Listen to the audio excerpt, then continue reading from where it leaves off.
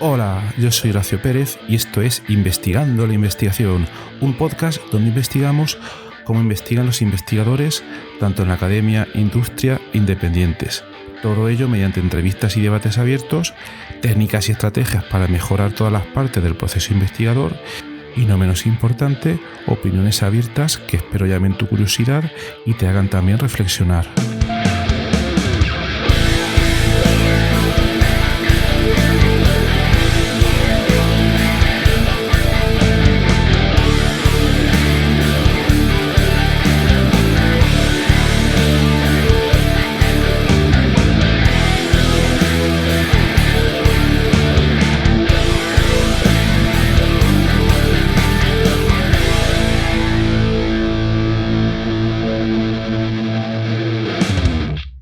Hola, bienvenidos a otro episodio del podcast Investigando la Investigación. ¿Sabías que nuestro cerebro puede entrenarse para mejorar su funcionamiento y prevenir problemas antes de que aparezcan? Hoy exploraremos cómo la tecnología del neurofeedback está revolucionando nuestra comprensión del cerebro, desde la mejora del aprendizaje en niños hasta la detección temprana de riesgos de deterioro cognitivo en adultos mayores. En este episodio, por tanto, hablaremos de temas relacionados sobre cómo nuestras ondas cerebrales pueden reflejar nuestro estado de salud mental, qué herramientas existen para intervenir de forma temprana en procesos neurodegenerativos y hasta qué punto es posible modificar nuestra actividad cerebral para mejorar nuestro bienestar. Y para guiarnos en este fascinante viaje, contamos con la doctora Talia Fernández, una de las investigadoras más destacadas en neurociencia aplicada y experta en neurofeedback. Con décadas de experiencia, Talia nos ayudará a entender cómo su investigación ha cambiado vidas y cómo estas tecnologías pueden transformar el futuro de la neurociencia. Pero bueno, lo primero vamos a saludar a Talia. Hola, Talia, ¿qué tal estás? Bien, bien. ¿Cómo estás tú, Horacio? Muy bien, aquí esperando a que nos cuentes toda la investigación tan interesante que realizas y bueno, y lo primero más importante, agradecerte haber aceptado a participar en este podcast. Es un placer, la verdad, porque yo te he leído en los correos y es un placer participar en esto. Yo creo que la difusión de la ciencia es algo que no se hace tanto y que se debería hacer siempre. Totalmente de acuerdo. Pues vamos a empezar con esta difusión de la ciencia y lo primero, como uno de tus temas principales es el neurofeedback, si nos podías dar una pincelada para que lo podamos entender en qué consiste principalmente esta técnica. Bueno, la definen como un procedimiento operante, procedimiento de condicionamiento operante. Esto es como una cuestión de dar premios o castigos después de una conducta para que se aumente o se disminuya la probabilidad de que ocurra esa conducta. Sin embargo, aquí la conducta es una conducta, pues no de comportamental, o sea, es una conducta electroencefalográfica en el neurofeedback. Entonces, lo que se hace es eh, que por medio de estímulos que te están diciendo, sí, esa actividad electroencefalográfica que estás teniendo ahorita está bien, tú incrementes esa actividad o que te digan esa actividad no es muy conveniente y entonces la reduzcas. Claro, los estímulos son instantáneos porque el electroencefalograma es pues muy rápido, ¿no? Va cambiando muy rápidamente. Ujú. Vale, esa sería como como un resumen de cómo funciona la técnica y por curiosidad, ¿esto cómo funciona? Es un dispositivo que entendemos se conecta a la cabeza por medio de electrodos y luego un sistema informático va procesando las señales? ¿O cómo sería esto un poco en la práctica? Sí, te- si nada más voy a modificar la actividad de un solo sitio, te pongo un electrodo en ese sitio y bueno, las demás cosas, referencia, tierra, pero la actividad que registro es la de ese sitio en particular y entonces la computadora, eso está sincronizado con una computadora y la computadora va viendo si llegas o no llegas al umbral en que sería vamos a poner el caso de premios nada más, ¿no? Entonces, si tú llegas al umbral en donde eso debe reforzarse, debe premiarse, yo te doy un sonido o te doy alguna señal instantáneamente, esto es casi instantáneo, de que Ujú. tienes una actividad en este momento, una actividad electroencefalográfica, que a fin de cuentas es actividad eléctrica del cerebro. La registro en un punto y si esa actividad conviene, te doy un tono, pip, pip, y eso puede estar pip, o sea, sonando incluso continuo si tú no te quitas de ese tono. La instrucción Ujú. simplemente es que trates de mantener el tono porque significa que en ese momento tu cerebro está trabajando bien. Entonces, pues ahí estás, tienes que estar mucho tiempo porque tienes que estar por lo menos una media hora y durante 30 sesiones diferentes. Bueno, 20 yo creo que sería lo mínimo de sesiones diferentes. Eh, por ahí hay quien dice que puede entrenar un cerebro en una sola sesión, pero Ya, claro. me da risa. Porque aquí entrenar significaría, has comentado 20 o 30 sesiones de 30 minutos cada una, entrenar en el sentido de que después de todas esas sesiones se consigue ese efecto deseado que tú comentas. Exacto, exacto. Y además casi siempre se trabaja sobre modificar algo que es anormal. O sea, yo veo alguna actividad anormal en un electroencefalograma de toda la cabeza, o sea, unas 20 regiones es lo que normalmente se explora. Entonces digo, ah, bueno, aquí en este lugar está muy mal esta actividad en la frecuencia X, digamos, en la frecuencia delta.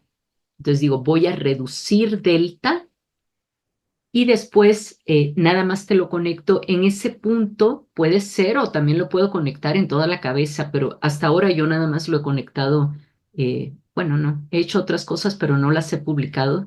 De lo publicado, nada más la he conectado en un solo sitio y dependiendo Ujú. de si baja, o sea, cuando baja más de determinada magnitud, ya te doy el reforzador, ¿no? El premio. Y Vale. lo que espero es que cuando termine todo este entrenamiento de 30 sesiones, esa actividad delta que era anormal, tal vez no se normalizó, pero que por lo menos se haya reducido, en este caso, tendido a la normalidad, pues. Ajá. Y aquí quería preguntarte, cuando estás hablando de esta actividad delta, esto por bajarlo un poco a tierra, ¿qué significaría?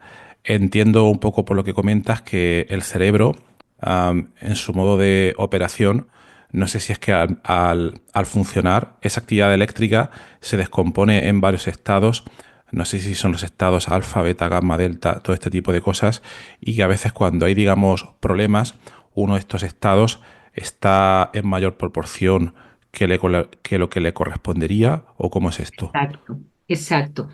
En el electroencefalograma tú tienes una secuencia de ondas. Claro que para trabajar con electroencefalograma cuantitativo, que es lo que hacemos nosotros, pues lleva un procesamiento. En general utilizamos Fourier. Y estas ondas, una actividad delta equivaldría a que en un segundo yo tengo tres ondas. Una alfa que tengo entre 8 y 12 ondas, por decir algo. Ujú. Entonces, eh, tienes esta actividad y tú, a ver, ¿me puedes decir de nuevo tu pregunta? Sí, sí. Lo que quiero decir, por lo que yo entiendo, por bajarlo un Ajá. poco a tierra, entiendo que la actividad eléctrica del cerebro, a la hora de medirla con estos aparatos, con el EEG, con el Ah, electroencefalograma, lo que se mide es no sé si es la palabra correcta, pero yo lo el entiendo así, voltaje. las proporciones en las que estos diferentes tipos de ondas o patrones, alfa, beta, gamma, delta, están en el electroencefalograma o en el cerebro. Y no Sí, sé si es que mira, se supone que, por ejemplo, cuando hay más proporción de una que de otra, eso indica un posible problema. No sé si eso es tan simple o quizás es un poco más complejo.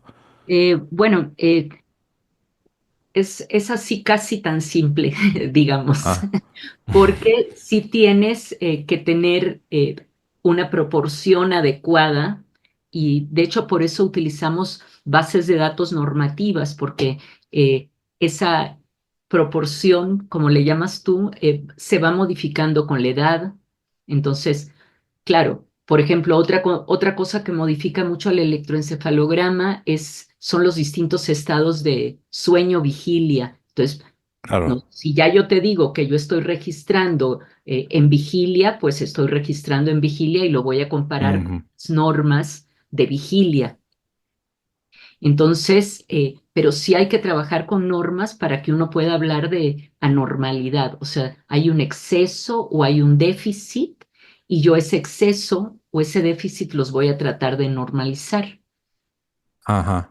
Vale. Y a la hora de tratar de normalizarlo, como has comentado, a 20 o 30 sesiones de 30 minutos cada uno aproximadamente, imagino que este es el procedimiento general, que luego a cada tipo de persona se le adapta de una manera u otra. Pero aquí una pregunta que me surge es, después de esas tantas sesiones, ¿el paciente logra un efecto duradero de la modificación de sus patrones de ondas? O luego cada cierto tiempo imagino que tiene que volver a reentrenarlo para que el efecto prevalezca. Mira, yo no, de seguimientos a esto de que tú puedas ver cuál fue, cuánto perduró un cambio, de seguimientos no conozco más allá de 3 años y yo he hecho en niños 3 años y la verdad el efecto sí se mantuvo. En, Ujú.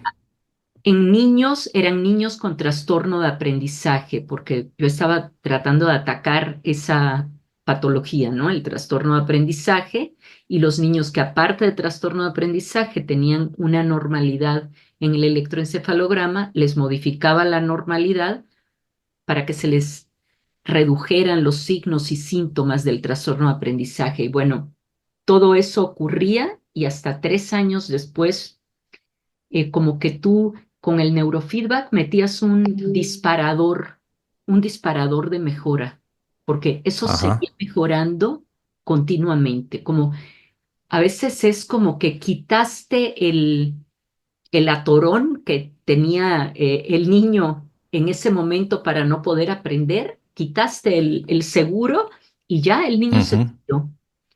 Eh, Ujú.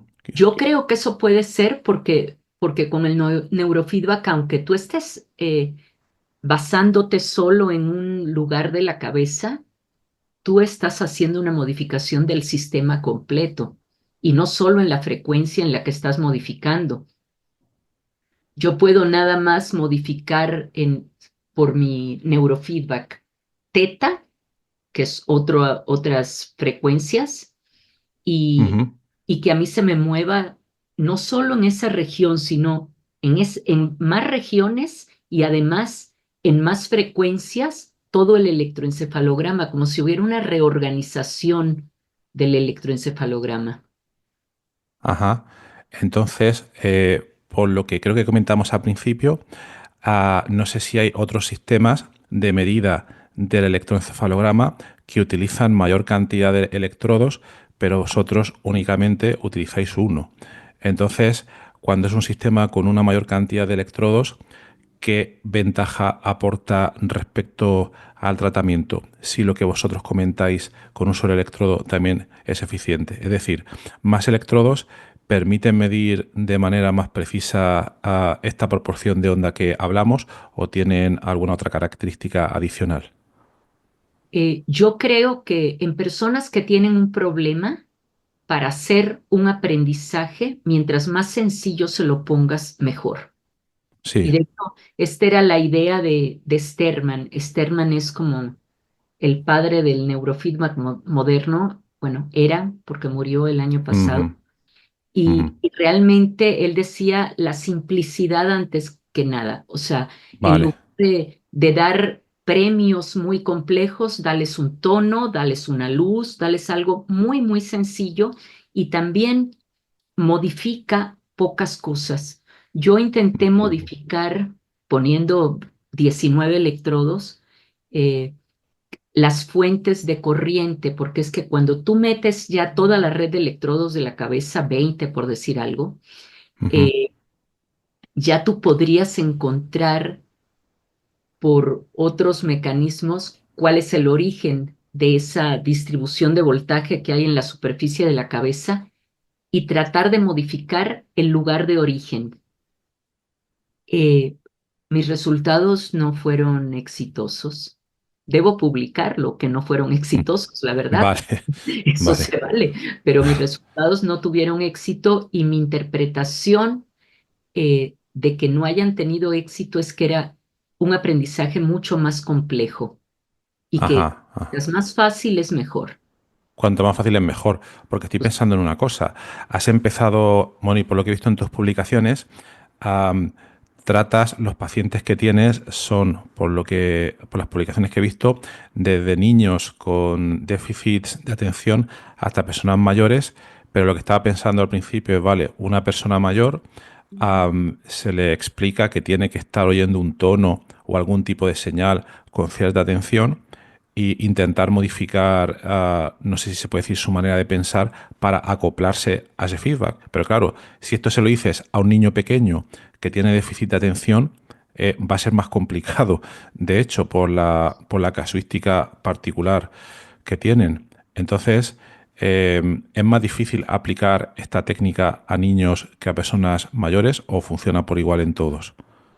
mira, en las poblaciones que yo tengo es mucho más fácil adultos mayores porque los adultos mayores con los que trabajo son perfectamente sanos.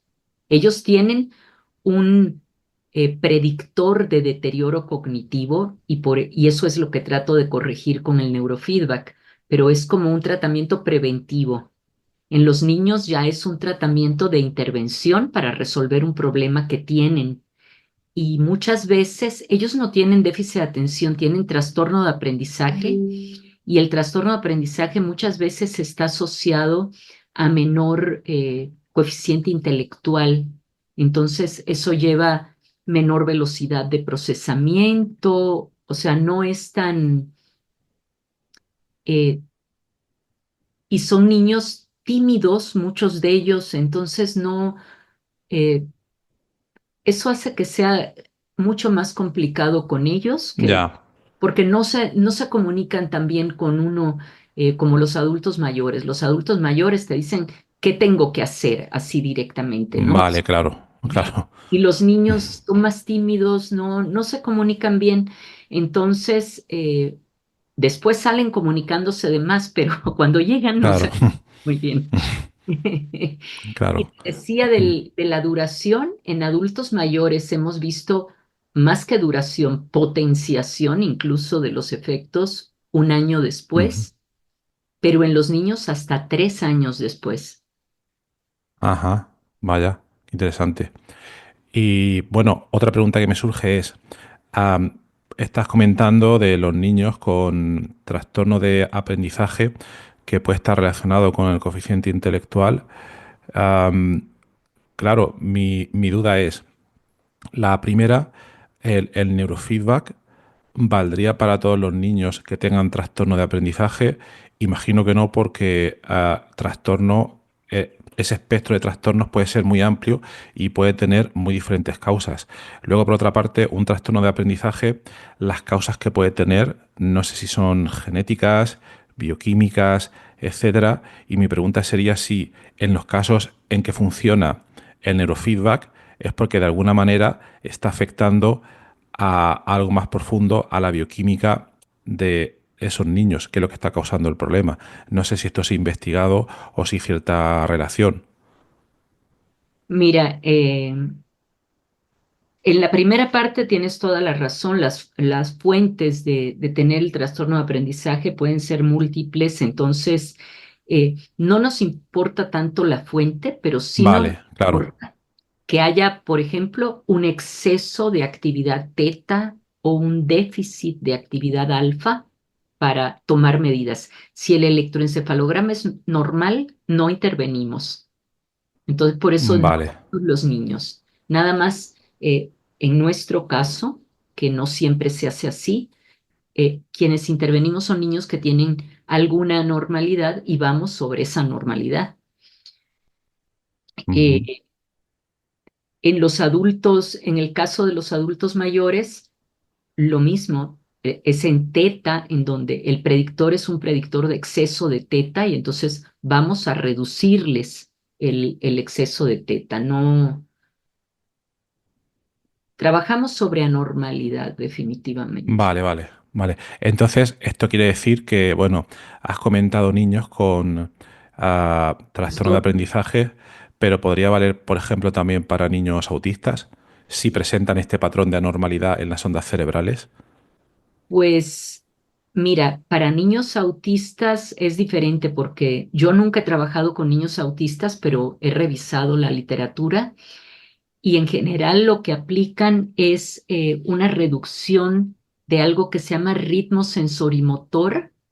Esto lo hacen, pues, digamos que en la coronilla, en vértex y los lados laterales, que son las derivaciones centrales, y les incrementan el ritmo sensorimotor independientemente de cómo lo tengan.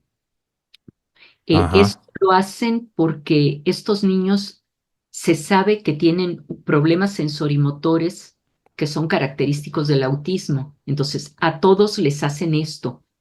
Pero además, si yo encontrara que hay otra anormalidad, yo digo que se les podría tratar.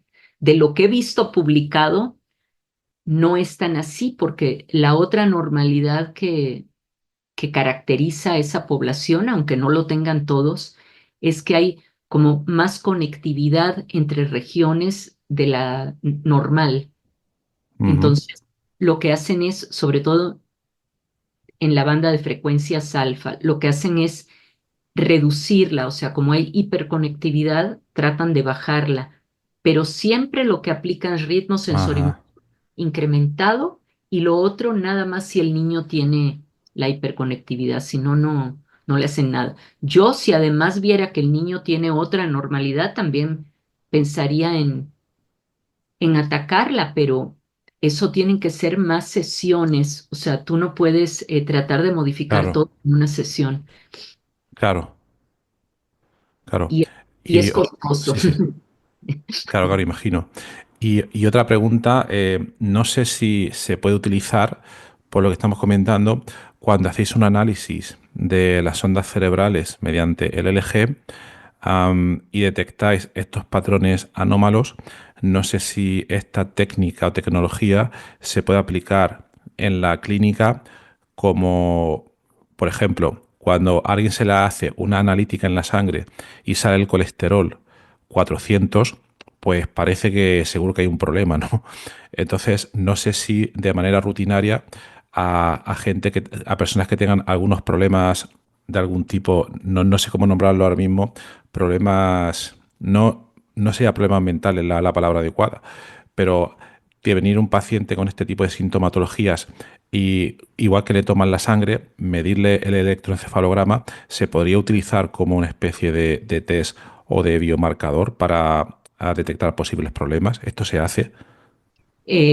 Pues no se hace, no se hace rutinariamente en la clínica, bueno, por lo menos no aquí en México. En México, pues no hay tantos recursos tampoco, ¿no? O sea, somos Ajá. en desarrollo y la verdad, electroencefalogramas se manda a hacer nada más cuando ya se sospecha que hay algún daño o que hay algún problema que es de origen cerebral. Entonces, Ujú.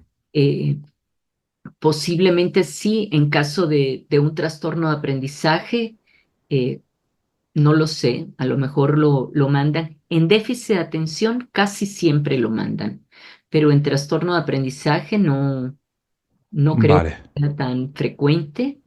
Y bueno, en el caso predictivo, como te digo, un adulto mayor que no tiene nada, pues claro que no se hace. Vale, vale, vale.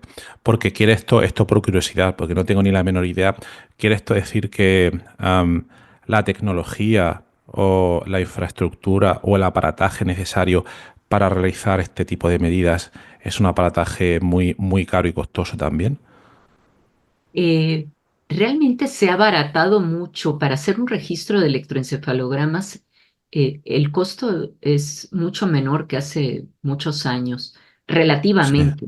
O sea, con la inflación, pues todo es más caro, pero claro. relativamente todo se ha abaratado mucho.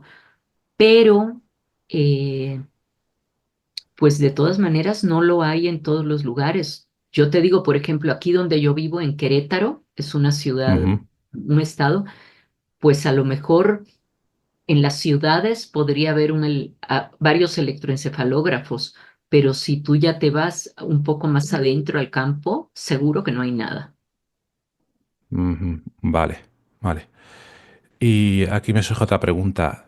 Vamos a suponer que, no sé, en un hospital, en un centro clínico, ya sea público o privado, tienen el estado del arte en cuanto a estas infraestructuras, tienen el aparato más avanzado para medir este tipo de ondas, pero me da la impresión de que aquí hay dos componentes importantes. Uno de ellos es el aparataje experimental, por decirlo de alguna manera, pero luego, por compararlo otra vez con la medida de colesterol, una medida de colesterol de 400 es claramente interpretable para gente con pocos conocimientos médicos, como en mi caso. Pero cuando vas a medir un electroencefalograma, me da la impresión de que es algo mucho más complejo de medir. No sé si es que el aparato te da directamente las proporciones y tú sacas una conclusión con eso, o hay que estar realizando una interpretación mucho más fina y con una mirada mucho más experta. Entonces me da la impresión de que hay que tener mucho, mucho expertise para poder hacerlo, por ver cómo lo observas tú esto. Mira, yo creo que la experiencia del neurofisiólogo, bueno, que tengan aparatos, mm, varios lugares privados y públicos, era lo primero que me habías preguntado, y que tengan la experiencia el neurofisiólogo, o sea, que debe ser un neurofisiólogo, eh, es necesario para poder decidir, cuando tú tienes el electroencefalograma, la actividad, el voltaje que tú estás registrando es en el orden de los microvolts. Entonces, Ujú. imagínate, microvolts, con cualquier cosita ya tienes un artefacto, que movimientos de ojos, que la respiración, que apretó tantito la mandíbula, o sea, con cualquier cosa vas teniendo Ajá. artefactos. Entonces, el ojo del clínico, tanto del que registra como que del que después hace el análisis, debería estar calibrado para detectar bien estos artefactos. Ya después de que tienes detectados los artefactos y los quitas o seleccionas segmentos que no tengan artefactos, cualquiera de las dos cosas, eh, lo que necesitas es tener el software adecuado para hacer el análisis cuantitativo. Eh, Ujú. que a lo mejor en el caso del colesterol sería como los reactivos, ¿no? El kit de reactivos. Claro. Ujú. Y lo de antes tendría que ser como que, bueno, el que está tomando la muestra sabe que no puede agitar la sangre como loco, que tiene que Claro, hacer claro. pases suaves entonces, son diferentes, pero no le veo que tenga que ser tan complicado. Cada especialista a su tema, ¿no? O sea, Claro, claro. zapatero a tus zapatos. Correcto, correcto. Es decir, porque me quede claro, no puede haber luego una interpretación demasiado abierta del informe. Es decir, por lo que has comentado, hay una persona al que toma la medida, que se preocupa de que la medida se tome en condiciones. Luego quizás a esa medida en bruto le llega a una persona, utiliza ese software que has comentado y luego el experto final tiene que interpretarlo. Por lo que comentas, ahí no hay posibilidad de error ni de malinterpretación no, de ningún tipo, ¿no? Mira, si todo se hace bien, no hay posibilidad Claro. malinterpretación. Pero también he recibido eh, electroencefalogramas que me dicen, no, no, es que en la interpretación que le hicieron no sé dónde tenía un electroencefalograma lento de base. Yo digo, pero a mí no me sale. Entonces ya me pongo a explorar y me dicen, no, es que me pidieron que desvelara al niño. El niño se estaba durmiendo, si estaba durmiendo, claro que tiene un electro Ah, lento. O sea, vale, vale. Claro, pero es un error de instrucción. Yo digo, si todo se hace bien, no debería haber mayores errores. claro. Vale, vale, vale. Y luego, más preguntas que me surgen sobre estas técnicas. Por tu experiencia que tienes al tratar tanto pacientes como estos niños y luego las personas mayores con el deterioro cognitivo, ¿dónde has visto por tu experiencia que funcionan mejor? ¿Cómo que dónde? No, no, no Sí, entiendo. sí, perdona. Quiero decir, ¿dónde has visto que los efectos de neurofeedback han, digamos, mejorado en mayor grado las características de las personas? Es decir, sé que es difícil comparar niños con estos problemas de aprendizaje con personas mayores con el Claro. deterioro cognitivo, pero por saber en qué población, si en los niños o en los adultos, funciona mejor el neurofeedback, básicamente. Mira, desde el punto de vista electroencefalográfico, yo creo que en los dos hay cambios muy importantes. Sí, Pero como tú bien dices, los niños no están bien, los niños tienen un problema y los adultos mayores todavía no tienen el problema. Entonces, cuando les ves las medidas cognitivas, los adultos mayores están en el techo, ellos están dentro de las normas, ellos están bien para, o sea, su inteligencia, todas sus pruebas de memoria, de atención, de todo están bien para su edad. Entonces, la mejoría no es tanta. En los niños sí hay una mejoría muy grande, pero yo ujú, pienso, bueno, pienso por un lado que es eso y ahorita que ya he tratado de pensar un poquito más en las bases que pudiera tener los problemas, bueno, hay que considerar también que la plasticidad del cerebro es mucho mayor en la infancia que ya en la vale, vale, vale, vale. ¿no? Eso también, Ujú, claro, cualquier modificación, pues va a ser más grande. Y no solo eso, pienso yo que también hay cuestiones más moleculares incluidas ahí, porque pues eh, a lo mejor esto de que yo te decía, no, a lo mejor es nada más una reorganización del sistema una vez que tú modificas, ya, pero a lo mejor tú estás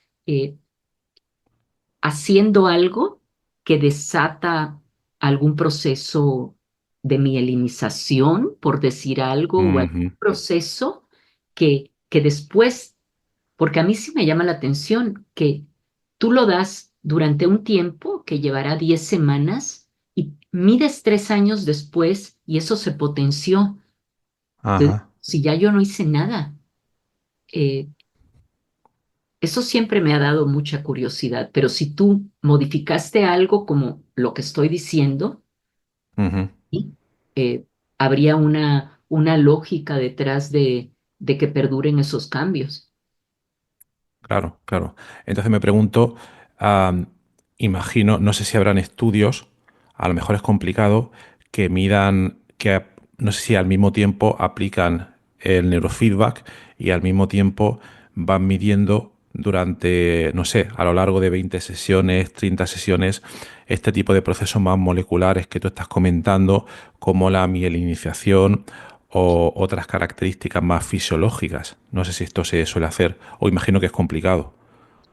Mira, que midan otras características más fisiológicas se hace de rutina en muchos lugares privados, porque aquí en lo público nadie da neurofeedback.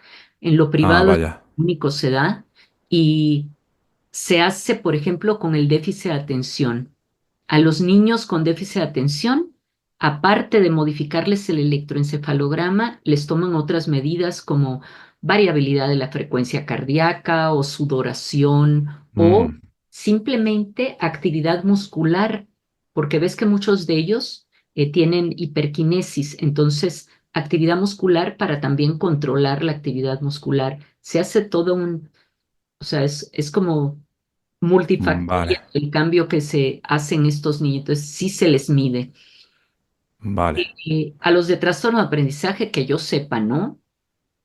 Y yo ahorita voy a empezar a ver, no durante el neurofeedback, porque primero quiero contestarme si los adultos mayores sanos que tienen el electro normal, comparados con los adultos mayores sanos también, pero que tienen este predictor de deterioro que es el exceso de teta, si hay Ujú. alguna diferencia entre su mielina.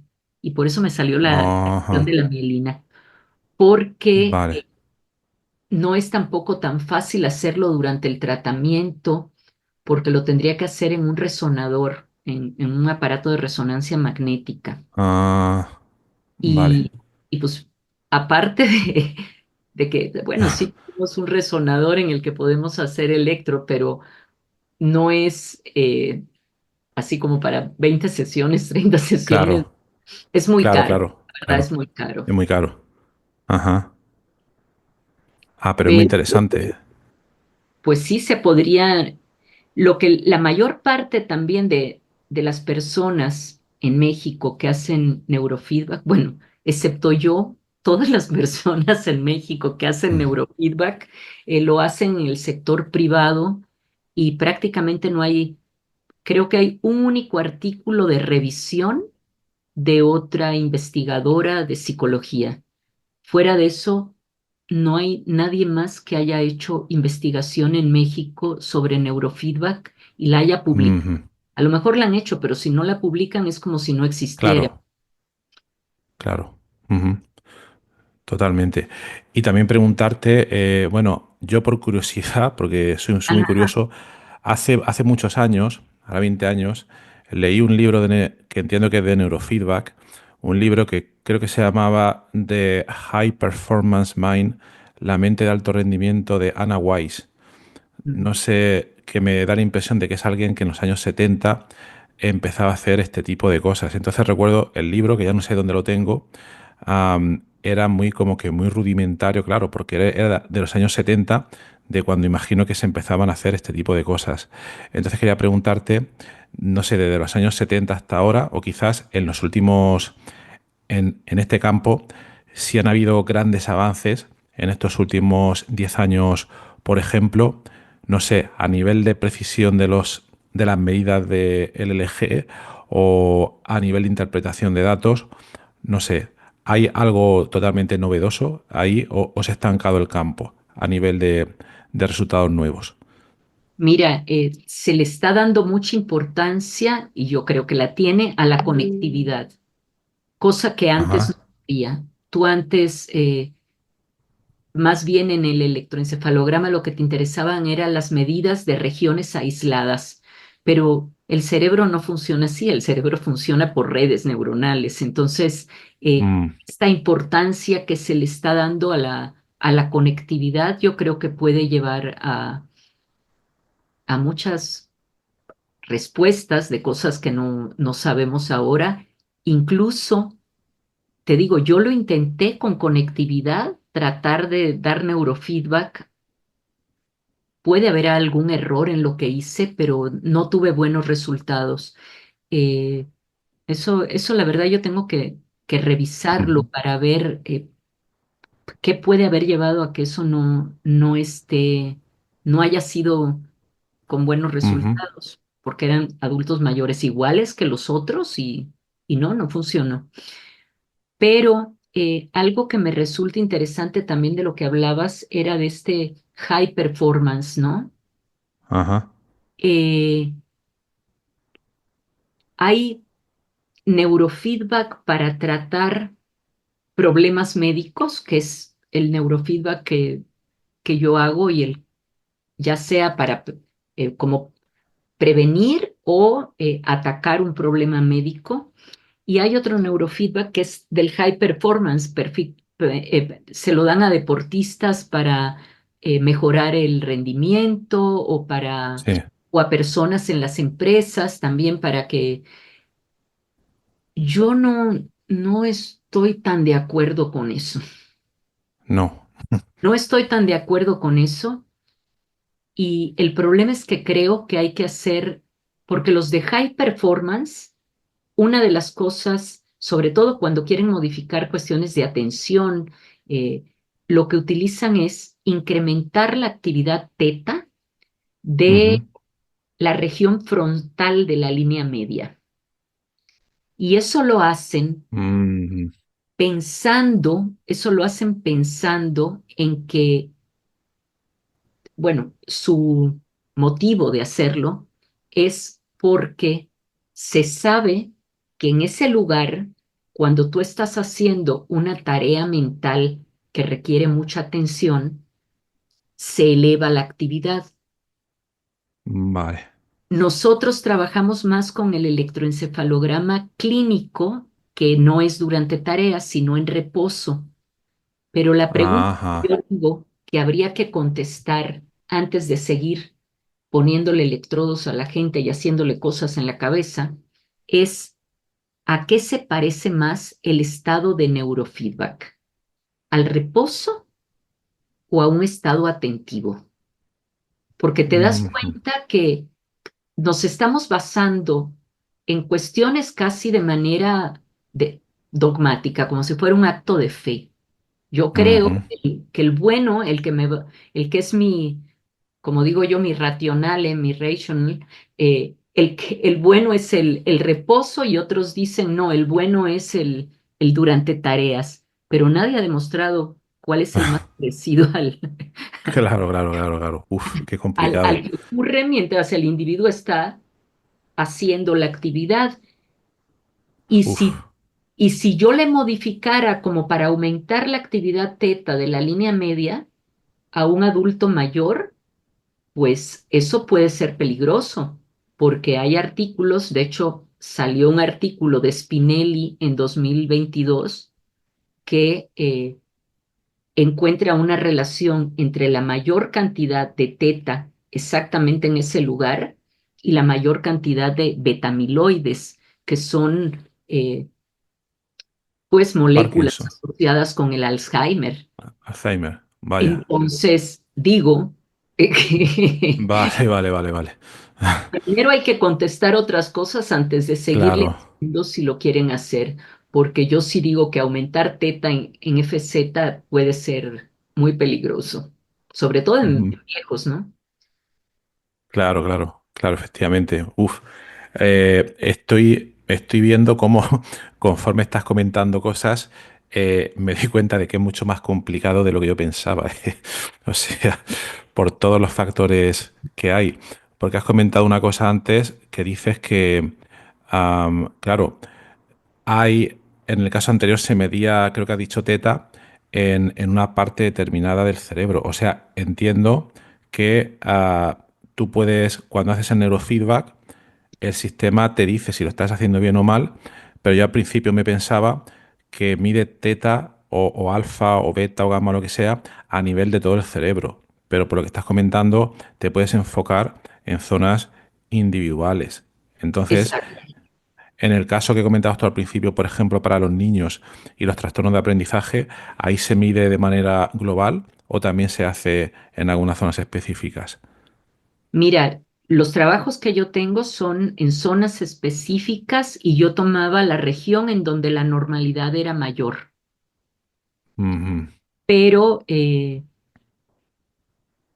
pues ahorita ya para cualquier patología se está utilizando también esto de la conectividad, o sea, de estar viendo las coherencias o estar viendo eh, conectividad entre fuentes. Cada vez se está tomando más en cuenta. Yo no he tenido resultados con eso,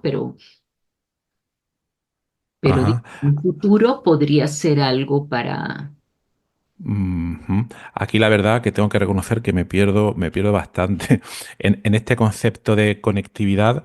No sé si lo que quiere decir, sí, entiendo que la teoría, ¿no? Es que hay diferentes zonas del cerebro, están conectadas o coordinadas o sincronizadas entre sí, pero no sé si lo que quiere decir es que lo que se trata es de, por una parte, cuando haces un electroencefalograma, no sé si es que te llegan las señales de diferentes partes del cerebro y tú ahí ves si diferentes partes están coordinadas entre sí. No sé si con esa conectividad te refieres a eso o a otra cosa, por desconocimiento. Exactamente, exactamente. Haces el electroencefalograma y puedes determinar con base en métodos matemáticos si hay dos regiones que estén relacionadas, que estén conectadas entre sí. Eh, Vale. la medida más antigua de hacer esto se llama coherencias y no es exactamente correlación, pero hazte cuenta que fuera como una correlación entre dos de los sitios de registro. Vale, vale. Entonces, pues así vas bien. Y eso era lo que en el autismo yo te decía, porque no es bueno que esté desconectado como el Alzheimer, ni hiperconectado como en el autismo. O sea, Ujú. es en el punto que debe ser, ¿no? Entonces, Claro. tú lo podrías ir modificando. Y pues precisamente eh, en eso se está trabajando ahora. Ahí está el sistema NeuroGuide que eh, promueve mucho esto de dar neurofeedback con conectividad. De hecho, con ese Ujú. sistema fue con el que yo traté de hacerlo en adultos mayores y no me dio resultado. Era lo que yo traté de hacer Ujú. basándome en la conectividad. Pero bueno, Vale. por yo cometí algún error, Ujú. Claro. ahí no tengo conclusiones. Es complicado por lo que estás comentando y luego por otra parte, no sé si lo que se hace es lo siguiente. Tú, por ejemplo, si estás midiendo el tratamiento a una persona para luego poder reportar que un tratamiento de neurofeedback determinado está funcionando, imagino que igual que pasa con ensayos clínicos, que tendrás que coger una muestra de un determinado tipo y ver que, que la respuesta es, digamos, consecuente en una población de 10 personas, 20 personas, 30 personas. No sé si esto se hace así, pero claro, es que también es difícil, imagino, reclutar a tantas personas que tengan este problema, que sigan el tratamiento, que uno tenga los recursos para poder darles ese tratamiento, es harto complicado. Entonces, no sé si lo que se hace rutinariamente es esto o que por limitaciones uno se restringe a casos de estudio determinados y luego en los artículos se reportan esos casos de estudio determinados. No, sí hay muchos que trabajamos con muestras. eh, yo he trabajado con muestras más o menos chicas, pero hay quienes han trabajado con muestras ya más grandecitas de 50 personas, 100 Ujú. personas. De hecho, hay artículos y no muy modernos, con 100 personas, con 100 niños con déficit de atención de Monastra. Pero te iba a comentar algo y, ay, no, ahí se me fue porque no anoté que te iba a conectar, a comentar esto. Eh, Sí, no sé si eh, querrás a comentar nivel, sí. no, sí te iba a comentar que a nivel individual, de todas maneras, yo tengo como norma ir revisando sesión a sesión cómo se va modificando. Y si yo veo que llega a haber un retroceso, o sea, Ujú. de hecho, si hay un retroceso o no hay cambios en 3 sesiones seguidas, yo paro el tratamiento, Ujú. Ujú. porque, o sea, no se puede hacer daño, ¿no? Claro, claro, totalmente, totalmente. Eh, Eh, Sí, pero Estudios de caso, pues ya no tienen mucha como validez, digamos. Hay lineamientos para que tú marques cada uno de estos protocolos de neurofeedback que corresponden a las distintas patologías. Hay lineamientos de ponerlos en un nivel de eficacia que va del 1 al 5. Y en un nivel de eficacia 1 están así los casos aislados en donde no hay ningún control. Claro, claro. Entonces, pues ya casi nadie publica de neurofeedback casos aislados. Ujú. Que los tengan Vale, en sus consultorios, sin duda, claro. pues lo que te van llegando son personas con sus problemas, ¿no? Ajá. Y luego, no sé si te habrá pasado alguna vez que ah, luego hay gente que aplica todas estas técnicas un poco de manera pseudocientífica, en el Uf. sentido de que, imagino que sí, que ven un caso, que con un simple caso montan una historia y exageran los beneficios de la técnica y luego a lo mejor montan una clínica para tratar a la gente, que luego a lo mejor lo que están haciendo realmente es sacar el dinero, porque esto ocurre en todas las ramas de la medicina. No sé si te has encontrado con ese tipo de casos. Pues sí, sí, realmente aquí tuvimos que, en la Sociedad Mexicana de Bio y Neurofeedback, de la cual fui presidenta hace unos años, eh, realmente sí tuvimos que tomar como medidas para facilitar que la gente se certificara y que, bueno, si va a poner su negocio, es un negocio que muy rentable, la verdad. Claro, claro, Si va imagino. a poner su negocio, que lo ponga con personas entrenadas y responsablemente, pero desafortunadamente no hay una normativa a nivel de salud pública. Ah, no. Entonces, si no hay una normativa a nivel de salud pública, cualquiera puede poner su changarro, como decimos aquí, y hacer lo que da neurofeedback. O sea, Ya, ya, ya. Ya, claro, claro. pero Claro. sí sobran los casos con esto y pues con cualquier otra cosa, porque aquí todo el tiempo te están diciendo de cosas mágicas que te pueden, Mm. desde la uña de gato, que era de los años 80 que curaba todo, hasta ahora, hasta por la pandemia empezaron a usar unas soluciones para el COVID. O sea, Sí, eh, sí, sí. sí es, y peligrosas. O sea, a veces, en muchos casos son inocuas y no, pues ni te mejoran ni te empeora, pero en otros casos llegan a ser peligrosas. Yo sí creo que ahí las secretarías de salud deberían tomar medidas Totalmente. más serias. Totalmente, totalmente de acuerdo. Vale, y ahora por ir preguntándote por tu experiencia en investigación, quería preguntarte, de todas las investigaciones que has realizado en este campo, si destacarías algún artículo en concreto, algún resultado en concreto que sea, digamos, del que te sientes más orgullosa o más realizada. Eh, bueno, ahorita que me lo preguntas así, eh, Se nota que no estaba preparado el episodio, ¿eh? no.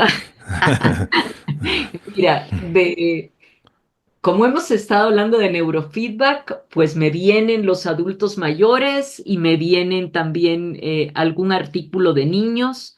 El último que hice de adultos mayores me gustó mucho porque fue en el que ya pudimos dar un seguimiento de un año con neurofeedback, pero no solo trabajo en esto, también hemos hecho antes y después del neurofeedback.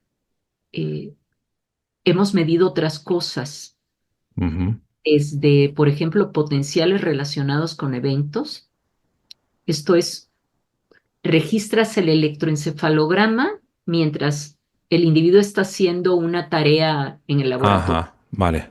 Y entonces Ujú. después tomas, eh, bueno, procesas de una manera especial estos segmentos durante tarea y tú puedes contar la historia de cuáles son los procesos que se están dando secuencialmente en ese Ajá. individuo. Entonces, sí hemos tenido, de momento nada más a nivel de tesis, pero sí hemos tenido en niños que la onda N400 es una onda que se da ante la incongruencia semántica. Entonces, ellos leen palabras que son como más coherentes y palabras más incoherentes. Eh, y cuando se da esta incongruencia semántica antes del tratamiento de neurofeedback, los niños les da igual. Ellos no hay un Ujú. efecto N400. Les das el tratamiento de neurofeedback y ya se exhibe. En algunos estudios hemos visto que, bueno, no llegan a tener N400, pero ya tienen un componente atentivo que no tenían antes del neurofeedback. Eh, el poder estar explorando a un nivel más profundo, porque yo creo que los potenciales relacionados con eventos, como tienen tanta resolución temporal, Ujú. Claro. exploran la secuencia de lo que va ocurriendo en una tarea Ujú. en la cabeza del individuo, mucho mejor que el eje que se analiza con análisis de frecuencias, ¿no? Ajá. Y, y pues sí, tengo todos los trabajos que he hecho de ese tipo como que me gustan mucho, pero me encantó uno muy sencillo en donde medimos la autoestima, el autoconcepto de los niños antes y después de neurofeedback y Mm. encontramos una mejora significativa. Eh, Así. yo ahora ando como muy metida en las cosas sociales también, o sea, cuando hay Ujú. contenido social, un contenido más humano me puede mucho, será porque estoy muy metida en el mindfulness ahora. Ah. Eh, eh, y fíjate que esto yo creo que es muy relevante, aunque haya sido muy sencillo el resultado, porque el nivel de depresión que tienen los niños con trastorno de aprendizaje es mucho mayor que el de niños que no lo tienen, por un lado. Y Sí. segundo, la depresión lleva al suicidio muchas veces y el suicidio está creciendo en el mundo. Ya. Ujú. Entonces, pensar que tú puedes modificarlo nada más haciendo que puede estar mejor el electroencefalograma y el niño se sienta Claro. más satisfecho de su desempeño en la escuela, eh, no sé, me toca el corazón. Por eso a lo mejor Claro, estoy claro, claro. pensando en este hoy. Qué interesante, la verdad. Aquí lo que me pregunto es, yéndonos otra vez al ejemplo de la medida de colesterol, es una medida muy, muy directa, ¿no? Pero ¿cómo se puede medir o caracterizar el autoestima, como estabas comentando tú? Ahí No sé sí, si un test psicológico de algún tipo, ¿no? sí, hay escalas para medirlo. eh, Y la verdad, la escala es subjetiva porque tú le preguntas al niño cómo se siente en determinados aspectos. O sea, ¿sientes que eres el más burro de tu clase? ¿Te sientes Ya, apenado cuando llegas a un lugar en donde hay más de tres personas? O sea, haces preguntas de ese tipo, son 80 preguntas. ajá, Entonces, es subjetivo porque el niño te está dando su respuesta, pero asimismo de subjetiva es la autoestima, o sea, claro, claro, entonces claro, claro. no, ahí yo no le veo mayor problema, pero sí, Vale, no es vale, una vale. medida Ahí, como colesterol o como electroencefalograma, definitivamente. vale, vale, vale, vale. Y luego otra pregunta que me surge, por lo que comentabas antes de las medidas, creo que has comentado potenciales asociados a eventos. Exacto. Entonces, en ese caso, me parece muy interesante porque por lo que he entendido, claro, tú puedes, no sé si lo que se puede hacer es que medir, bueno, por lo que has comentado, en entornos muy controlados, como por ejemplo, no sé si cuando estaban haciendo estos ejercicios con las palabras de incongruencias, etcétera, con una resolución temporal determinada, no sé si cada minuto o cada segundo o algo así, se van midiendo ciertas señales para ver cómo afecta la tarea a esos potenciales. Entonces aquí yo, si esto es así, lo beneficioso que veo es que no estás modificando el comportamiento de nadie como como el neurofeedback, no estás influyendo porque estás tomando medidas directas de las cosas que está haciendo. Entonces entiendo que no es invasivo. No, es decir, el neurofeedback no sé, tampoco entiendo que sea invasivo porque para mí invasivo es, por ejemplo, si te, no sé, si te implantan un electrodo en el cerebro para inyectar fármacos o cosas así. Pero lo que quiero decir con esto es que con este método de medida de potenciales, am, si puedes estar tomando medidas durante todo el día en tareas muy diferentes, imagino que es mucho más fácil el recopilar datos eh, y sacar conclusiones. No sé si esto es así o no. Sí, mira, te contesto las dos cosas. Primero, sobre la invasividad del neurofeedback, pues sí nos sale sangre, pero yo creo que si tú puedes eh, eliminar alguna compensación que tenga el individuo o empeorar su electroencefalograma, puede ser muy invasivo. Claro, Entonces yo sí pienso que no es tan inocuo y que por eso se precisa gente capacitada ya, para hacerlo. O sea, vale, es como sacarle sangre a alguien. O sea, lo peor que te puede pasar es que te dejen ahí un moretón, ¿no? Pero claro. aquí, pues, y con los potenciales relacionados con eventos, tú los puedes aplicar transversalmente. O sea, como yo lo hago, por ejemplo, con los adultos mayores. Los que tienen exceso de teta, los que tienen el electro normal, les aplico potenciales relacionados con eventos y puedo ver diferencias en el procesamiento entre esos dos grupos muy claras. ¿Ok? Ujú. Pero también puedo hacer estos potenciales antes y después de algún tratamiento. Como Ajá, mismo vale, era el neurofeedback, ahorita estoy haciendo unos potenciales de atención antes y después de un tratamiento de mindfulness. vale, Porque si mindfulness es atención plena, yo espero que los potenciales de atención involuntaria se me modifiquen. claro, Eh, por lo menos en aquellos individuos que no los tenían muy bien. O sea, porque los que los tenían muy bien, no, pero en los que no los tenían muy bien, que posiblemente eran los que tenían el exceso de teta. Yo ahora le estoy dando mindfulness porque eso lo doy en línea y me da igual tener un grupo de 10 que tener un grupo de 30, ¿no? Eh, ajá, Mientras yo los pueda ver en la pantalla a todos, me da igual.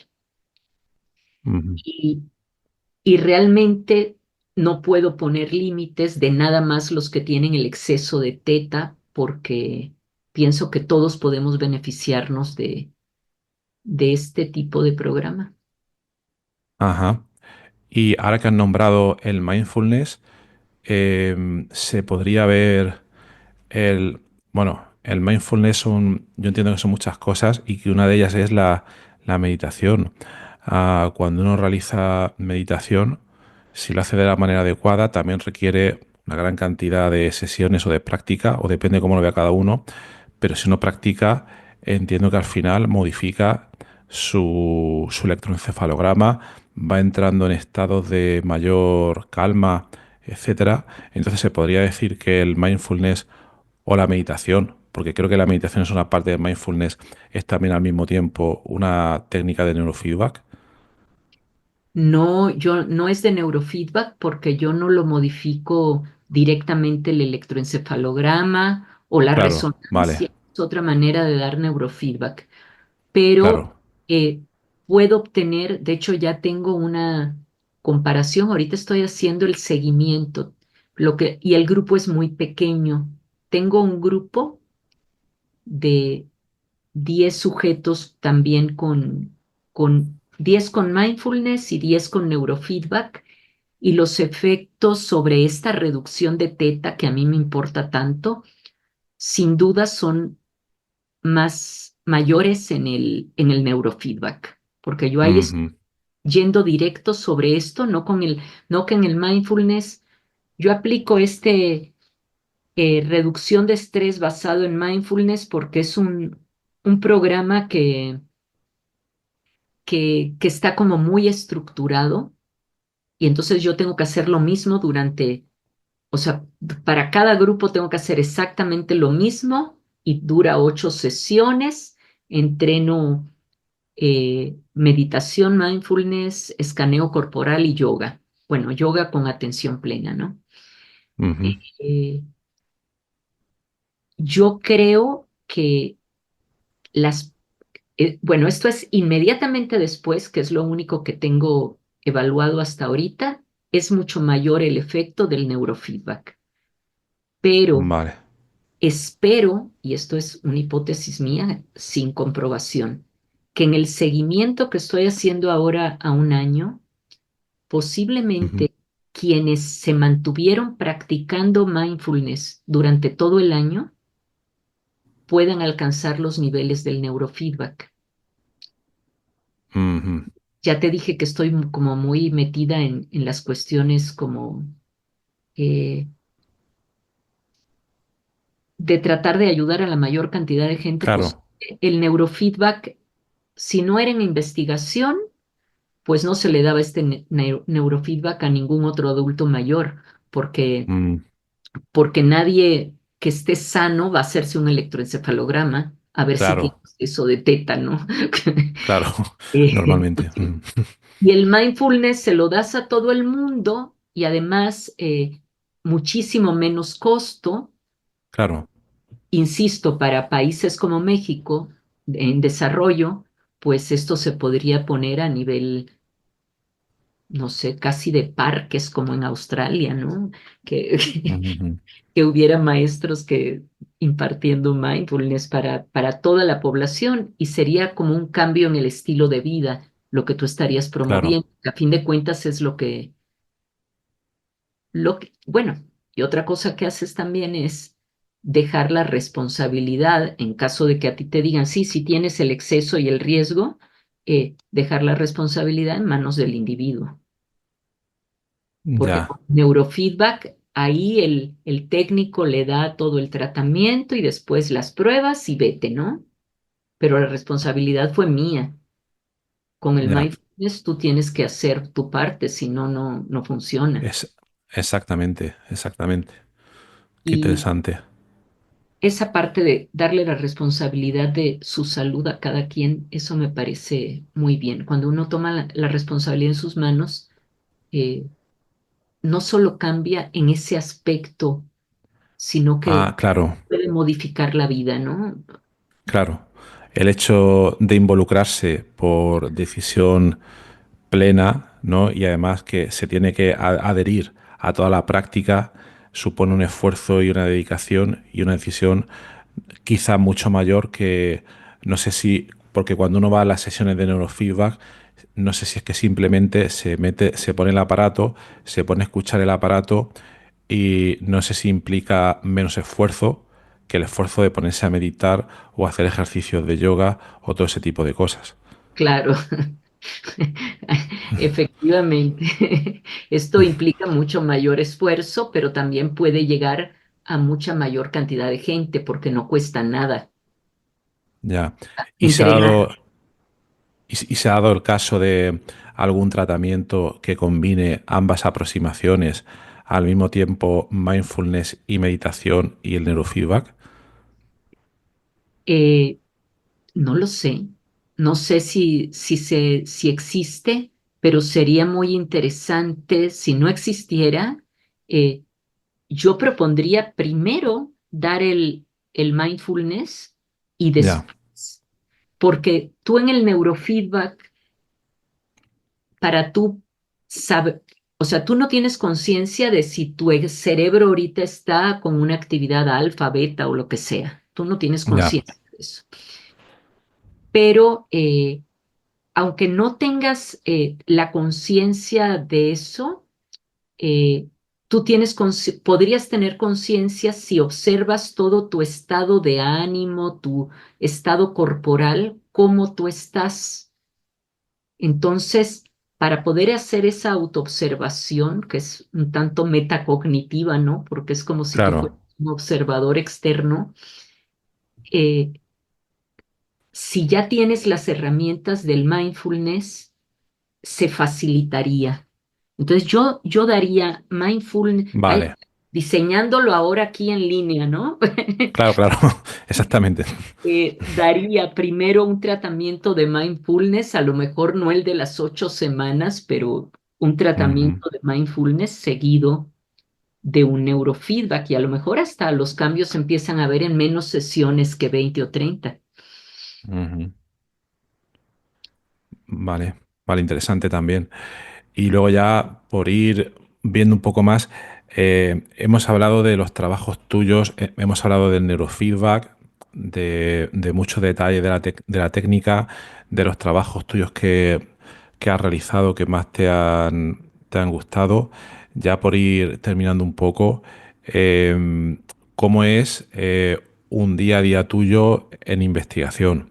Es decir, ¿dedicas más tiempo a actualizarte, a ver lo que se está haciendo, para ver si eso te da ideas de la investigación que quieres desarrollar?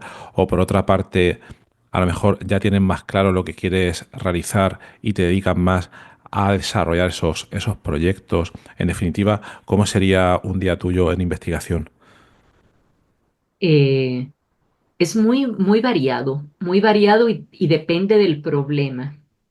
Ya. Cuando, sí, cuando eh, ahora que decidí que quiero estudiar la mielina, como sé muy poco sobre mielina, estoy hasta metida en un curso con un Ah, compatriota tuyo que casualmente está dando un curso y me estoy tomando el curso completito. muy Eh, bien.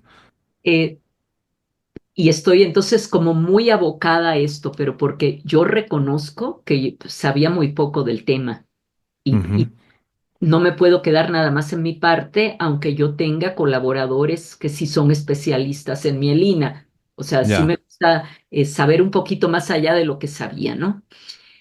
Pero mucha información que yo voy teniendo nueva no es porque yo salga en busca de información, es porque a la hora de tratar de interpretar resultados, Ujú, tengo que buscar información y entonces ya la encuentro. Y vale. me sirve para el siguiente. O cuando estoy haciendo un proyecto de investigación para que me den dinero, eh, Ujú, pues también tengo que hacer una revisión bibliográfica. En claro, general, sí hago revisiones bibliográficas, pero eso es en el momento en que hago un proyecto nuevo, en el momento en que estoy haciendo ya la discusión de un artículo. No lo hago así el día, claro. ya. Mamá también es investigadora y cada rato me manda un PDF. Entonces, Mm, si le veo un título atractivo, me meto y lo veo, pero no es mm, como eh, que yo me dedique ahora a hacer eso. Ahorita estoy, sobre todo, bueno, en lo de la mielina, pero en paralelo estoy haciendo mi seguimiento, mi seguimiento ujú, del mindfulness y también entrevistando y haciendo electroencefalograma de los nuevos participantes, porque claro, algo que ha adolecido a mis proyectos hasta ahora, mis artículos, es que el número de sujetos no es suficientemente grande y ya. pues ya no quiero que eso siga sucediendo. Vale, entonces por todo lo que estás comentando, una jornada tuya de trabajo contiene unas cuantas horas, ¿no? Imagino. Sí, bastantitas. Madre Eh, mía. sí. Ujú. Vale, y luego ya por ir terminando, am, ¿qué qué le sugerirías o qué le comentarías a alguien? Por ejemplo, este podcast también lo escucha mucha gente que está haciendo el doctorado o gente que se plantease empezar a investigar en este tema, gente tipo 25 años o así. ¿Qué qué les recomendarías? ¿Le dirías que es un campo muy complicado, multidisciplinar o no multidisciplinar? ¿Qué consejos le darías por tu parte? No le diría que es muy complicado para que no se resista, o sea, más bien le diría que es un campo muy fértil porque hay muchas preguntas, o sea, si tú ya quisieras explicar mecanismos del neurofeedback o del mindfulness, ya para explicar mecanismos es absolutamente fértil. Vale, Eh, y mi recomendación a muchachos jóvenes de 25 años es que siempre se integren en equipos y trabajen en interdisciplinas, porque la verdad nadie podemos, ninguno de nosotros podemos tener ya toda la información de más de una claro, disciplina. Eso no es posible. totalmente, El conocimiento es demasiado vasto en este momento. totalmente, totalmente. Pues ya por terminar, la última pregunta que te haría es, bueno, ya has hablado de por dónde te gustaría seguir investigando por el tema de la mielina, entre una de las cosas. Eh, Imagínate que viene alguien, esto es una situación hipotética, y nos da un cheque de, no sé, 100 millones con un montón de dinero y entonces puedes decidir, no vas a tener limitación ni de recursos y ni de tiempo. ¿Te plantearías entonces algún proyecto que no te planteas ahora por esa falta de recursos? ¿Desarrollarías alguna idea nueva o distinta? Sé que es una pregunta hipotética, ¿no? Pero por saber lo que Sí, piensas. mira, me paso la vida teniendo preguntas. O sea, tengo muchas más preguntas que respuestas. Hasta hasta en un laboratorio que ya no, o sea, salí de mi laboratorio para este nuevo laboratorio, dejé armadas cámaras para poder poner en práctica lo de los potenciales transferidos de Jacobo Grinberg, porque la verdad creo que todo aquello de lo que haya evidencia, sin necesidad de emitir un juicio a priori, uno debe investigarlo. Ajá. Entonces, como esa es mi postura, sí, todo el tiempo tengo preguntas. eh, ¿Y qué más me habías preguntado? Sí, que vamos a Estoy suponer que nos da. desveladísima con el curso de miel. Sí, Dime.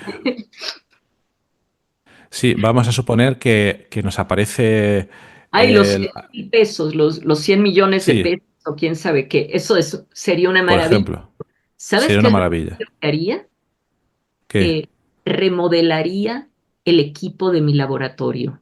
Yo estoy Ah, mira. trabajando con un equipo Medisid que su plataforma es Windows 98. Oh, Te, madre mía. con eso te digo todo. Sí, sí, sí, dice Bien. mucho. Estoy trabajando con eso. Tengo equipos más nuevos en otros lugares, pero no tengo normas. O sea, las normas buenas, Ujú. bueno, tengo otras normas ahí, pero no son muy buenas. Las normas buenas las tengo en ese equipo.